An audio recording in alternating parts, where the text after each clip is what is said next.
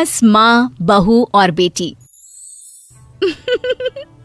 नहीं नहीं, ये कहानी इन सारे के सारे रिश्तों की नहीं, बल्कि 2 रिश्तों में ही सभी रिश्तों के होने की है।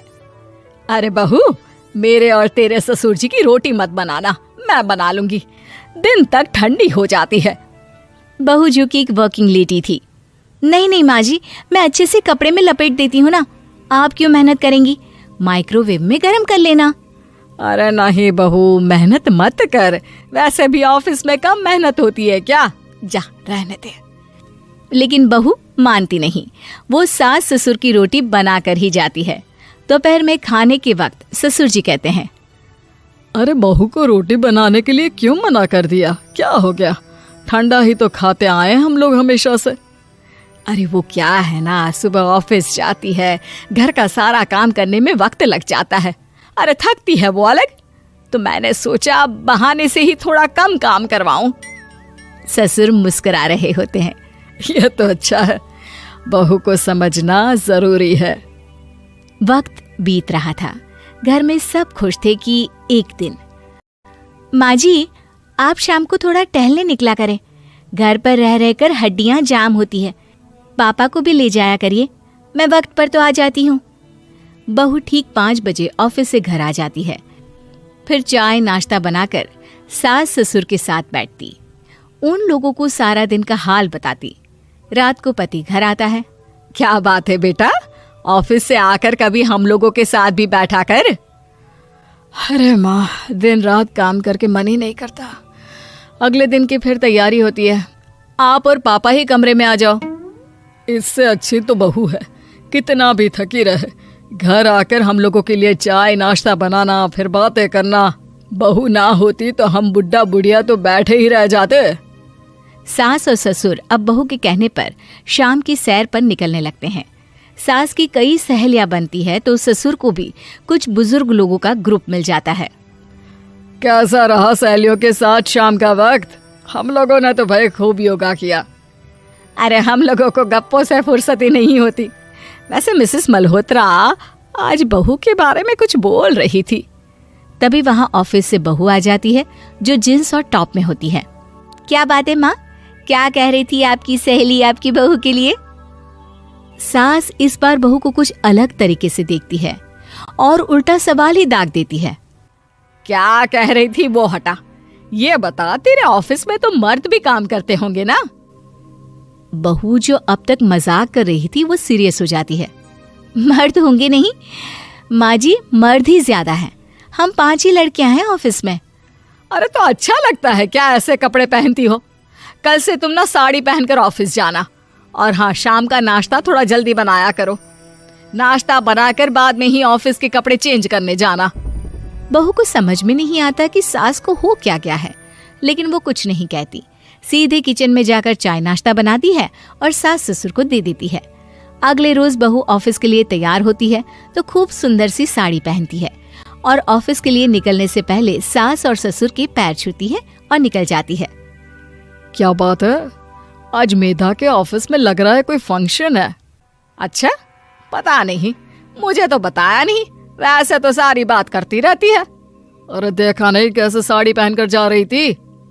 अरे वो तो मैंने ही बोला है उसे। अरे अच्छा लगता है क्या रोज रोज ऐसे सूट या जींस में जाना? बहू हो, बहू बनकर रहो, और आप भी ना मेधा मेधा मत किया करिए, बहू बोला करिए, सर पर चढ़ जाएगी तो दिक्कत हो जाएगी। सास अब बहू को बहू जैसा रखने लगती है, हर बात पर रोका टोकी, हर बात पर ताने। क्या बात है, आजकल लेट आ रही हो ऑफिस से? अरे चाय के लिए भी देर हो जाती है, हम लोग फिर पार्क में भी देर से पहुंचते हैं। सभी की बहुएं वक्त से चाय नाश्ता करा देती है अपने सास ससुर को, बस एक तू ही है जो उस वक्त ऑफिस से निकलती है। माँ जी, वो एक रास्ता पुलिस वालों ने न जाने क्यों बंद कर रखा है, जिसके कारण ट्रैफिक ज्यादा हो जाता है। मैं कोशिश करूंगी कल वक्त से पहले ही निकल जाऊं। ससुर देख रहे होते हैं कि बहू अब परेशान सी रहने लगी है। एक रोज, मेधा, बेटी मेधा। जी पिताजी। बेटा देख जरा कौन सी टी शर्ट अच्छी लग रही है। वो क्या है ना, शाम को सब बदल बदल कर टी शर्ट पहनते हैं, मैं भी सोच रहा हूँ कि आज कुछ अच्छा सा पहन कर जाऊं। हाँ पिताजी, ये सही है। ये लाल वाली ना बहुत जचेगी आप पर। मेरे पापा पर भी डार्क रंग बहुत जचता है। क्या चल रहा है? अरे ससुर के सामने घूंघट तो छोड़ो, ऊपर से रंग बताया जा रहा है टी शर्ट का। अरे बहू, कोई संस्कार दिए नहीं है क्या तेरी माँ ने? बहू इस बार बहुत निराश हो जाती है। वो वहां से तुरंत अपने कमरे में चली जाती है। अब बहू घर का सारा काम करती, ऑफिस जाती, लेकिन साड़ी और सर पर पल्ला लेकर। एक बार पड़ोसन उनके घर आती है। वाह सुमित्रा बहन, बहू का तो रूप ही बदल दिया। ठीक किया, बहू बहू जैसी ही अच्छी लगती है। अच्छा चलती हूँ मैं। पड़ोसन के जाने के बाद सास बड़ी अकड़ के साथ कहती है, देखा मेरा कमाल, कैसे मैंने मेधा बहू को कंट्रोल में कर लिया। अब बारी ससुर के बोलने की थी। हाँ सुमित्रा, बिल्कुल ये काम तो किया है तुमने, लेकिन कभी सोचा क्या खो दिया? क्या खो दिया? मैंने तो कुछ नहीं खोया जी।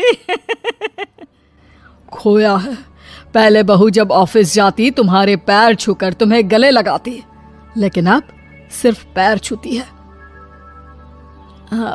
हाँ जी, ये बात तो आप ठीक बोल रहे हैं। पहले घंटों हम लोगों से बात करती, कमरे में ना जाती, ऑफिस से आते ही खुद की चाय, खाना, नाश्ता सब हम लोगों के साथ करती, सारी बात बताती। लेकिन क्या तुम्हें पता है, बहू की तबीयत खराब चल रही है, वो माँ बनने वाली है। ये बात मुझे बेटे ने बताई कि तुम्हें बता दूं। अब सास की आंख में आंसू थे। वो समझ गई थी कि लोगों के कहने में आकर उसने क्या खो दिया।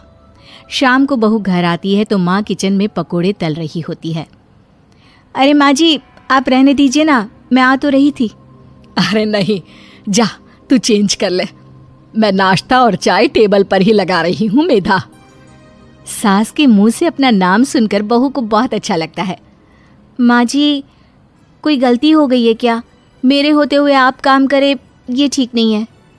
संस्कारी और समझदार बहू सास को माँ समझती है, लेकिन सास की बेवकूफी उसे सास ही बनाकर रखती है।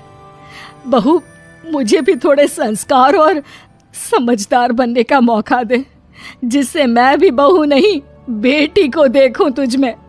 और हाँ, मेरा होने वाला पोता क्या कहेगा कि दादी ने तो मेरी माँ को बहुत परेशान किया। बहू सास को गले लगा लेती है। नहीं माँ जी, वो कहेगा कि माँ को तो दादी ने बेटी बनाकर रखा है।